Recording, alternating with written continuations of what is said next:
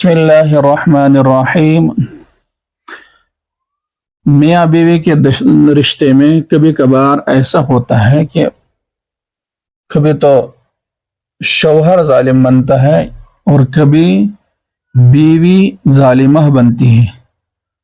تو جب یہ میاں بیوی کے درمیان یہ صورتحال کبھی ایک کی طرف سے پیدا ہو جائے تو اس صورت میں اگر شوہر ظالم بنتا ہے اور خاتون یعنی اس کی بیوی مظلومہ بنتی ہے تو اس صورت میں اس عورت پر لازم ہے بلکہ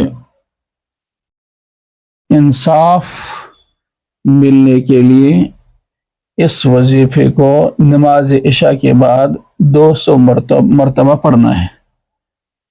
وہ کلمات ایسے ہیں: یا مقلب القلوب والابصار ویا خالق اللیل والنہار یا عزیز یا لطیف یا غفار، 200 مرتبہ نماز عشاء کے بعد پڑھ لیا کریں، اور ساتھ میں اول و آخر 7 مرتبہ درود شریف پڑھ لیا کریں۔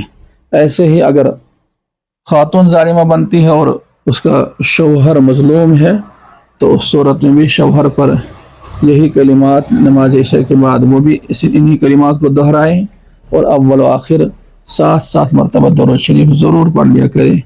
انشاءاللہ اللہ تبارک و تعالی اس آپسی رنجش کو محبت میں تبدیل کرے گا۔